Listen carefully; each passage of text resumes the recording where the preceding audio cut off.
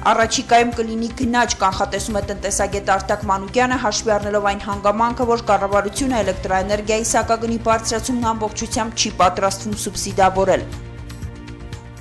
Որպես բիզնես ծրագիր Իրան-Հայաստան երկաթգիծը կայթակղիչ չէ, քաղաքագետ Արա Պապյանը խորհուրդ չի տալիս մեծ հույսեր կապել այս հետաքրքրվածության հետ։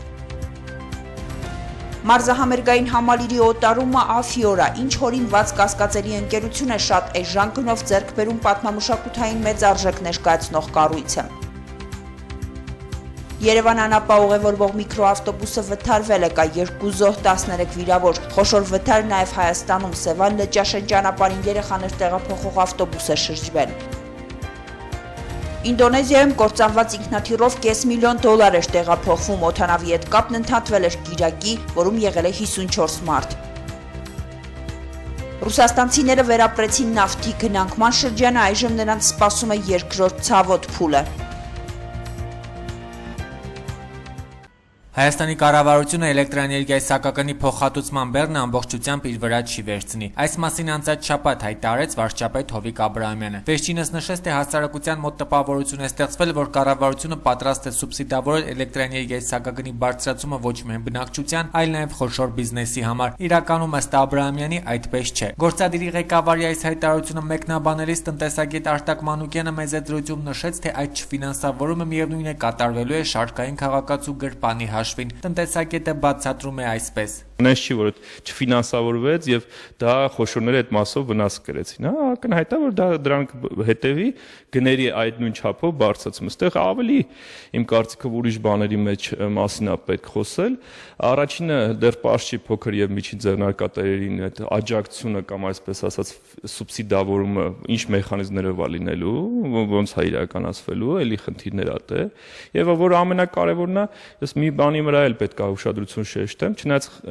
շան գլուխը թաքնված չի ամենևին 693-ում, այսինքն այդ 41 դրամը, որ ուսումնասիրվի, շատ ավելի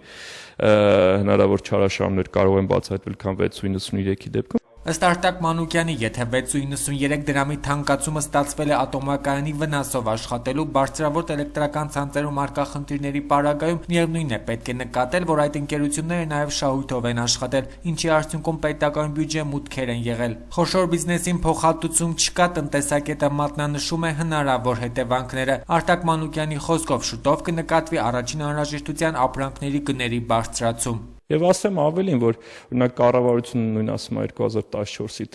թանկացումները մենք սուբսիդավորեցինք խոցելի խավին եւ այլն այդ 200 կիլովատ-ժամով, եթե դու կիլովատ-ժամն ես ընդհանրապես փոխհատուցում, բայց դրա հետ կապված շղթայական թանկացումները ով է ֆինանսա սուբսիդավորում եւ այլն, այսինքն ակնհայտ է, որ նույնիսկ 2014-ի սուբսիդավորման պարագայում այդ նույն խոցելի խավերը միայն մենակ այդ վարժության ընթացքում, նույնիսկ հաշվի առնելով փոխհատուցումը, իրանք ավելի վատ ապրեցին, քան ապրում էին միջև այդ, որտեղ այդ շղթայական փոխհատուցումը ոչ ոք որևէ կերպ չի փոխհատուցում։ Հիշեցնենք, որ օգոստոսի 1-ին Գյումրիի 2 բարձրավոր էլեկտրական ցանցերի մասնաճյուղում Հովիկ Աբրահամյանը տեղեկացրեց, որ հոսանքի թանկացումը կառավարությունը կսուբսիդավորի Որոտան հեկի օտարման միջոցներից։ Մինչդեռ հիշեցնենք, որ Սերժ Սարգսյանը հունիսի 27-ի իր հայտարարությունում նշում էր, որ հոսանքի գնի բարձրացման ամբողջ բեռնը իր վրա վերցնում կառավարությունը։ Արտակ Մանուկյանն անդրադառնալով իրարամերժ այս հայտարարություններին կարծիք հայտնեց, նշելով, թե չի բացառվում, որ կառավարությունում այլ աղբյուրներ էին փորձում գտնել, ինչը չի ստացվել եւ հետեւաբար հիմա արդեն այլ բովանդակության հայտարարությամբ են հանդես գալիս։ Պետական բյուջեն sense գնալով ավելի նվազում է, կարելի ասել, որ ունենք լրջագույն խնդիրներ եւ ենթադրվում էր, որ այն նախկինում, որ ինչ-որ գումարներ կարող է հայթայթվեն, իմ կարծիքը այս դեպքում հասկանալի է, որ իրանք, քանի որ խոշոր բիզնեսը մեծ հաշվով իրենց վերահսկելի է եւ իրենց ենթակայության ներքո է եւ սերտաճացություն կա այդ մասերով, ավելի տրամաբանական չի, որ պետական բյուջեից ավելի քիչ սուբսիդավորում այս պարագայում լինի եւ խոշոր բիզնեսն կարողանա շատ հեշտ այդ կոմպենսացիոն մեխանիզմները նաեւ սպառողների հաշվին անել։ Ըստ տնտեսագետի հենց բիզնեսի ու իշխանության սերտաճման պատճառով է, որ խոշոր գործարանները Աբրահամյանի այս հայտարարության վերաբերյալ տեսակետ հայտնել չեն ցանկանում եւ ըստ էության լուր ենթարկվում են։ Մինչդեռ տնտեսագետը կարծում է, որ էլեկտրաէներգիայի սակագնի բարձրացման դեմ բողոքի ակցիաների հենց առաջին օրվանից խոշոր գործարանները պետք է ակտիվ մասնակցություն ունենային, ներկայացնելով իրենց մոտեցումները։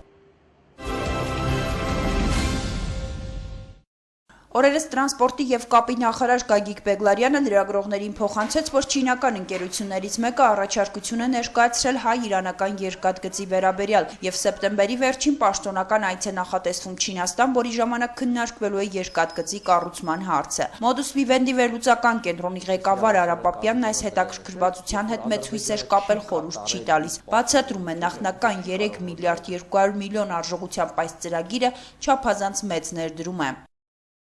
313 կիլոմետր երկարությամբ երկաթգիծն արժե 3.2 միլիարդ, ամեն մի կիլոմետրը 1 միլիոնից ավելի, ոսկյա երկաթգիծ է ստացվում։ Թիվն այսքան մեծ է, որովհետև տարածքն էլ է բարդ, այնտեղ շատ թունելներ են պահանջվում եւ այլ խնդիրներ եւս կան։ Կարծում եմ ավելի հեշտ կլինի փորձել գործարկել Նախիջևանի երկաթգիծը, իսկ չինացիների հետաքրքրությունը դեռ ոչինչ չի նշանակում։ Երբ որ սկսում են ռեալ հաշվարկել, խորանալ մանրամասների մեջ ամեն ինչ ավելի բարդ է։ 300 կիլոմետրից 100-ը թունելներ պետք է կառուցվի եւ պահպանման ծախսեր հատկացվի։ Բացի այդ, դրան զուգահեռ այլ երկաթգծեր են լինելու, այդ ժամանակ ամեն ինչ փոխվում է։ Որպես բիզնես ծրագիր Իրան-Հայաստան երկաթգիծը կայթակղիչ չէ, քաղաքագետը համեմատում է գործարարն այդ փողը բանկում դնելով ավելի մեծ եկամուտ կստանա, քան ծրագիրը կյանքի կոչելու դեպքում։ Ուստի այստեղ պետք է քաղաքական շահ գտնել։ Երկաթգիծը կկառուցվի, եթե ինչ-որ մի հարուստ պետություն պատրաստ լինի փողը քամուն տալ քաղաքական նպատակի համար։ Քաղաքագետը հիշեցնում է նաև ռուս-իրано-ադրբեջանական համագործակցությամբ կառուցվող Ղազվին Ռեշտ Աստարա երկաթգծի մասին, որի աշխատանքների 80%-ը կատարված է եւ այն արժե ընդամենը 400 միլիոն դոլար։ Իրանը խելոք երկիր է, ինչու պետք է մնա Հայաստանի հույսին, ինքը կառուցում է եւ սա եւ նա, որ Ադրբեջանին խաղարկի հայկական երկաթգծով, Հայաստանին խաղարկի ադրբեջանական երկաթգծով, ոչ միայն Ադրբեջանի հետ է համագործակցում, այլ նաեւ Ռուսաստանի։ Ռուսաստանյան երկաթուղին համաֆինանսավորողներից մեկն է։ Մեր դաշնակիցը հերթական անգամ մեր թեմ աշխատեց։ Ռուսաստան-Ադրբեջան-Իրան երկաթգծի գործարկման դեպքում Ռուսաստանն ահագին տնտեսական շահույթ կունենա։ Կառավարության որոշումը, որով Կարեն Դեմիրճյանի անվան մարզահամերգային համալիրը 30 միլիոն դոլարով ուղղակի վաճառքով առանց մրցույթի օտարվելու է մեկ ամիս առաջ հիմնադրված ՆՏԱ Investment Group ՍՊ-ին, ճարտարապետ Սաշուր Քալաշյանի կարծիքով աֆյորա է։ Ըստ նրա մութ հարցեր շատ կան այս գործարքում։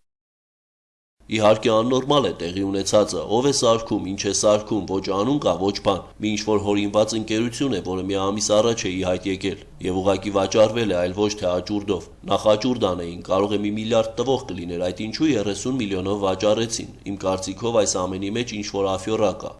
Գալայի հետ զրույցում Սաշուր Քալաշյանը նաև նշեց, որ բազմաթիվ օրենսդրական կետեր են խախտվել։ Ամբողջ տարածքը ներառված է պետական պահպանության տակ գտնվող հուշարձանների ցանկում։ Օտարման հարցը չի քննարկվել մասնագետների հետ, չեն խորհրդակցել։ Սա արդեն տարօրինակ է, որ ոչ մեկի կարծիքը հաշվի չառնելով մարզահամերգային համալիրն օտարվում է։ Փաստաբանների պալատի անդամ փաստաբան Նիկոլայ Պաղդասարյանը Գալայի հետ զրույցում նշեց. Հայաստանը փոքր պետություն է եւ նման փոքր պետության մեջ պետք է պահպանել մշակութային արժեքները։ Մենք ունենք որոշ շենքեր, որոնք պետք է դասվեն մշակութային արժեք ներկայացնող կառույցների շարքին։ Պատմականորեն, եթե նայենք, ունեցել ենք ճարտարապետական մեծ արժեք ներկայացնող եկեղեցիներ եւ բերդեր, բայց հիմա ոչ մի բան չունենք, բացի Երևանի բերդից։ Ես որպես Երևան քաղաքի բնակիչ դեմ եմ, որ համալիրն այդ կարգով օտարվի եւ մենք կրկնենք պատմական մեր սխալները։ Կառավարության որոշմանը ծանոթացել եմ եւ կարծում եմ, որ այստեղ նաեւ մշակույթի նախարարությունն անելիք ուներ եւ պետք է ներկայացներ, որ համալիրը մեր պետության համար պատմամշակութային մեծ արժեք է իրենից ներկայացնում։ Փաստաբանի կարծիքով ճիշտ կլիներ, որ համալիրը ոչ թե օտարվեր, այլ կառույցի նպատակային նշանակությունը պահպանելով կառավարությունն այն հանձներ մասնավոր սուբյեկտի կառավարմանը։ Ըստ նրա պետությունը պետք է սահմանի հստակ խաղի կանոններ, իսկ եթե տնտեսվարող սուբյեկտը խախտում է այդ կանոնները, ապա պետությունը պետք է իրավունք ունենա միջամտելու։ Նիկոլայ Պաղդասարյանի խոսքերով երկու կարծիք լինել չի կարող, որ այդ անհայտ ընկերությունը ստեղծված է հենց մարզահամերգային համալիրը ձեռք բերելու համար։ Գործարքն ինքնին անհասկանալի է, մեծ կոռուպցիոն ռիսկ է պարունակում։ Պետությունն իրավունք չունի նման գործարքի գնալ մասնավոր սուբյեկտի հետ, ասում է փաստաբանը։ Երբ գործարք եմ կնքում ես տնտեսվարող սուբյեկտի հետ, ապա առաջինը մտածում եմ, թե դիմացի կազմակերպությունն ինչքանով է վստահելի գործընկեր, իսկ վստահությունը ձեռք է բերվում հիմնականում պատմությունով, անցած ճանապարհով։ Նման գործարքը պետության կողմից մի ընկերության հետ, որը նոր է ստեղծվել, ակնհայտ է, որ առնվազն կոռուպցիոն ռիսկ է պարունակում, որովհետև նման դեպքերում առաջին հարցը, որի շուրջ մտածում ես, այն է, թե արդյոք դա պետական մարմնի ինչ-որ պաշտոնատար անձի կողմից արհեստական ստեղծված ընկերություն չէ, որպեսզի օգտագործելով իր պետական լծակները ձեռք բերի այդ կառույցը եւ օգտագործի որպես բիզնես իր անձնական շահերի համար։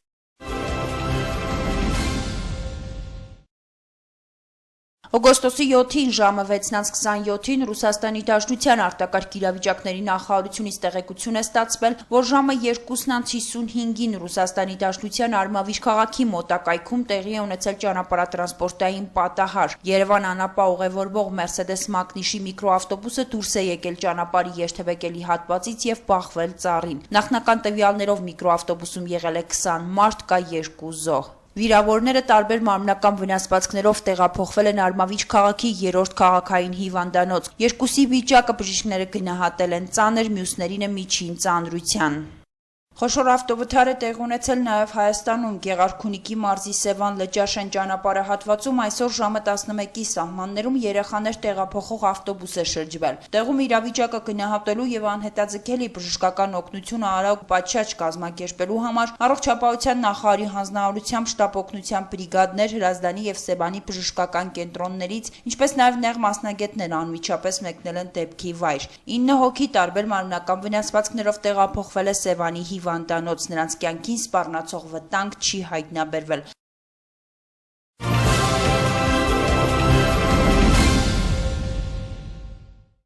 Ինչպես տեղեկացրել են Ինդոնեզիայի իշխանությունները, փրկարարները նկատել են որոշ բեկորներ, որոնք ամենայն հավանականությամբ պատկանում են ուղևորատար օդանավին, որը նախօրեին վթարի էր ենթարկվել երկրի արևելյան շրջանում։ 54 մարդ տեղափոխող օդանավի հետ կապն ընդհատվել էր կիրակի օրը։ Այն իրականացնում էր Ջայապուրա օքսիբիլ չվերթը։ BBC հեռուստաալիքին հայտնի է դարձել, որ օդանավով տեղափոխում էին $500,000 կանխիկ գումար։ Այդ գումարը նախատեսված է եղել աղքատներին օգնություն ցուցաբերելու համար եւ փաթեթավորված է եղել 4 տոպրակների մեջ։ Ինչպես ենթադրվում է, բոլոր ուղևորները զոհվել են։ Ենթադրվում է, որ վթարի պատճառը կարող է լինել եղանակային վատ պայմանները։ Դամասկոսի մերձակայքում գտնվող Դումա քաղաքում ավելի քան 80 խաղաղ բնակիչ է զոհվել կառավարական օդուժի կողմից շուկայի հրթիռակոծման հետևանքով։ Շուրջ 200 բնակիչներ ստացել են տարբեր աստիճանի մարմնական վնասվածքներ։ Քաղաքը վերահսկվում է սիրիական ընդդիմության ուժերի կողմից։ Հաղորդվում է, որ օդուժը 10 հրթիռ է արձակել շուկայի ուղղությամբ, իսկ հրթիռակոծությունը շարունակվել է նաև այն ժամանակ, երբ ժամանել են փրկարարները։ Հիշեցնենք, որ մեկ շաբաթ առաջ Դամասկոսում ականանետերից արձակված կրակահերթերից սպանվել էին 5 խաղաղ բնակիչ 37-ը վիրավորվել էին։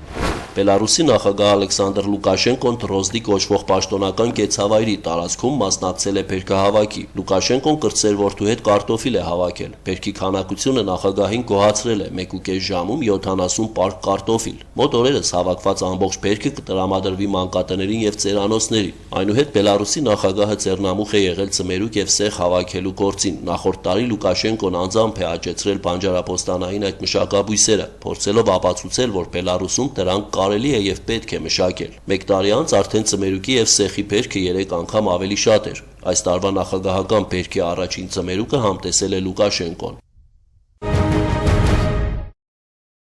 2015 թվականի առաջին կիսամյակի վերջին ռուսաստանցիները կարծես թե սկսեցին համակերպվել նավթի գնանկումից առաջացած տնտեսական վնասի հետ։ Այժմ նրանց հավանաբար սպառնում է երկրորդ ցավոտ փուլը, գրում է Bloomberg-ի մեկնաբան Լեոնիդ Բերշիցկին։ Ռուսաստանցիներն արդեն բարձր գին են վճարում իրար հաջորդող կառավարությունների որոշումների համար։ Սպառողական դրախտը, որը կար մեծ քաղաքներում, ճաքեր է տալիս եւ կյանքի պայմանները կվատթարանան։ Այս տարվա երկրորդ եռամսյակում Ռուսաստանի համախառն ներքին արդյունքը նվազել է 4.6%-ով նախորդ տարվա նույն ժամանակահատվածի համեմատ։ Գնաճը գերազանցել է 15%-ը։ Այս տարվա առաջին կեսին 2014-ի առաջին կիսամյակի համեմատ նվազել են նաև ռուսաստանցիների զբոսաշրջային այցերը։ Այս տարվա առաջին կիսամյակում նավթը եւ գազը պետական գանձարան են մուտքագրել միջոցների 45%-ը, մեկ տարի առաջվա 52%-ի փոխարեն, երբ նավթի միջին գինը $58 էր 1 բարելի դիմաց։ Այժմ ռուսաստանյան նավթը վաճառվում է $49 սահմաններում։ պայմաններում։ Եթե երկրորդ կիսամյակում արժեքը կազմի միջինը $45, ինչը կարելի է ակնկալել հաշվի առնելով մշտական համաշխարհային ավելցուկը,